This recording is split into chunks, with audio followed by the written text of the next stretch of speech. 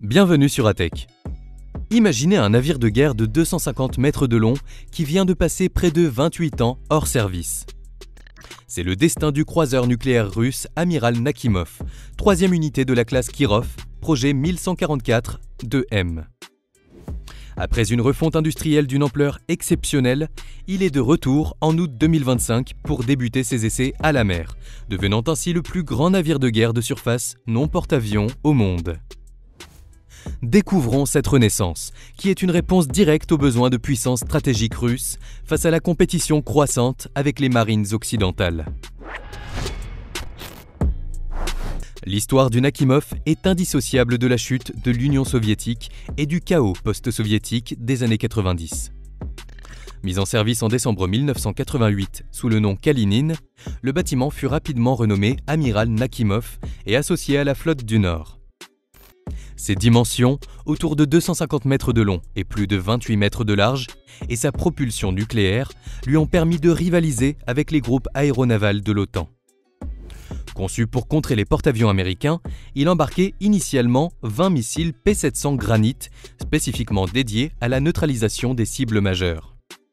Mais dès 1997, puis officiellement en 1999, après 11 années seulement de service, le navire a été retiré pour réparation et modernisation.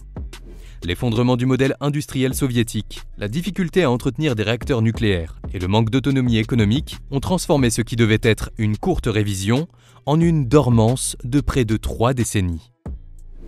Cette longue inactivité a failli condamner la classe Kirov. Les autres unités, Admiral Ushakov et Admiral Lazarev, ont été démantelées, et Piotr Veliki, le 4e croiseur, est le seul à être resté en service jusqu'à aujourd'hui.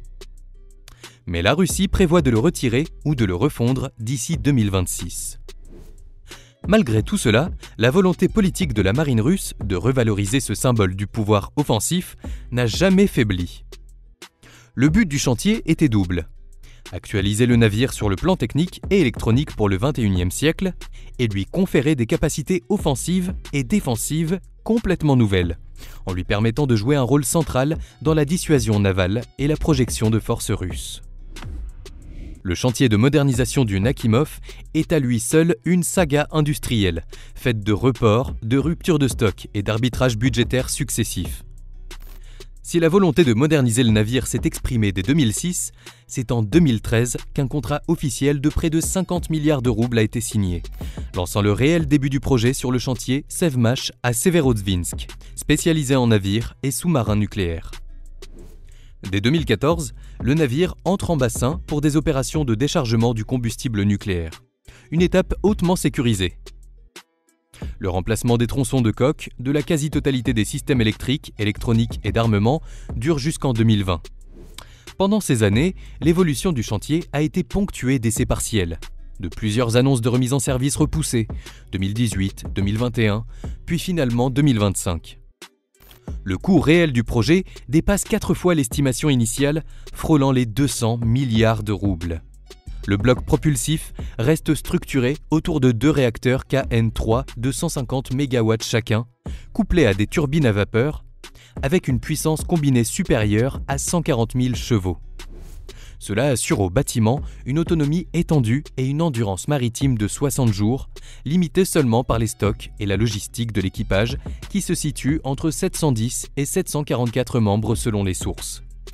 Les phases critiques du chantier incluent la première sortie du bassin en 2020, le raccordement des systèmes électriques en 2021, la remise en route progressive des 2 réacteurs, l'un redémarré en décembre 2024, l'autre en février 2025, puis enfin la sortie des premiers essais à la mer en août 2025. La véritable raison du retour de l'amiral Nakhimov est sa puissance de feu modernisée. Le croiseur d'origine était équipé de 20 lanceurs obsolètes P-700 Granit, des missiles conçus spécifiquement pour la lutte anti-navire et la destruction des groupes aéronavals ennemis. Ce système rigide et mono-arme a été remplacé par un dispositif modulaire universel.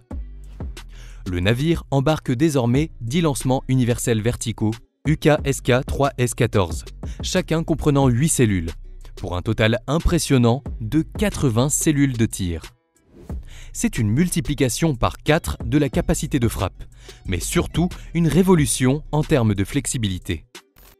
Ces nouvelles cellules offrent une polyvalence inédite, capable d'accueillir toute une variété d'armements, y compris les missiles de croisière subsoniques Calibre pour des frappes précibles sur des cibles terrestres, les missiles supersoniques Onyx pour la guerre anti-navire, et l'atout majeur qui a capté l'attention du monde, les missiles hypersoniques Zircon. L'intégration du Zircon confère aux croiseurs une capacité de frappe stratégique inégalée. Capable de voler à Mach 9 et d'atteindre des cibles à 1000 km, le Zircon est virtuellement impossible à intercepter par les défenses existantes, transformant le croiseur en une menace stratégique de premier ordre. En complément de cette force offensive massive, les systèmes de défense anti-aérienne ont été entièrement repensés pour créer une couverture organisée en couches. Le navire conserve ses systèmes de défense à longue portée S-300F, mais modernisés à la version 48 N6DM, avec une portée étendue de 250 km. Pour la défense à très longue distance, l'amiral Nakhimov dispose désormais du missile anti-aérien 40 N6, qui peut intercepter des cibles jusqu'à 400 km de distance, créant un dôme défensif étendu.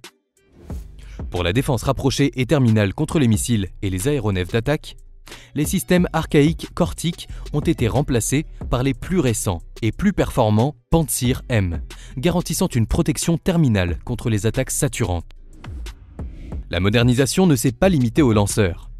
Le rôle de l'amiral Nakhimov requiert une polyvalence opérationnelle qui est complétée par son système de soutien et de commandement. Il continue de soutenir une aviation embarquée cruciale pour le renseignement, la surveillance et la lutte anti-sous-marine. Son pont d'envol et son hangar accueillent 3 hélicoptères de type Ka-27, Ka-29 ou Ka-31, renforçant sa capacité à opérer en coordination avec des forces sous-marines et aériennes, loin de tout soutien côtier. Pour gérer cette complexité massive, les systèmes électroniques et de contrôle de combat ont été entièrement renouvelés, remplaçant la vieille technologie analogique par des systèmes numériques intégrés. Un nouveau système intégré combine désormais la surveillance radar, la guerre électronique, la navigation et la gestion des 80 cellules d'armement. Cette intégration permet un pilotage plus efficace et automatisé en combat, réduisant le temps de réaction de l'équipage et augmentant considérablement la létalité du navire. Sa survie en milieu hostile est également renforcée par de nouveaux systèmes anti-torpilles, Packet NK et des armes de lutte anti-sous-marines Odvet. Le redémarrage des réacteurs en 2023 fut l'étape technique la plus délicate, avant d'enchaîner avec les essais en mer de 2025. La taille de l'équipage, nécessaire pour opérer cette machinerie complexe, oscille entre 710 et 744 membres, comprenant pilotes, officiers et spécialistes. L'amiral Nakhimov est appelé à devenir le nouveau fleuron des forces navales russes, destiné à remplacer son sister ship, le Piotr Veliki, qui devrait être progressivement mis hors service dans les années à venir. Le Nakhimov sera la tête de pont de la flotte du Nord. Après plus d'un quart de siècle d'attente et un investissement industriel colossal, ce croiseur à propulsion nucléaire renaît pour assumer une projection de puissance accrue et durable dans les prochaines décennies. Son armement modernisé, sa polyvalence stratégique allant de l'antinavire à l'hypersonique et son autonomie illimitée en font un outil stratégique inestimable dans l'équilibre des forces navales mondiales contemporaines. Si l'histoire de la renaissance de ce géant des mers vous a passionné, n'oubliez pas de vous abonner à ATech et d'activer la cloche pour ne manquer aucune de nos prochaines analyses sur les technologies militaires qui redessinent le monde. À très bientôt.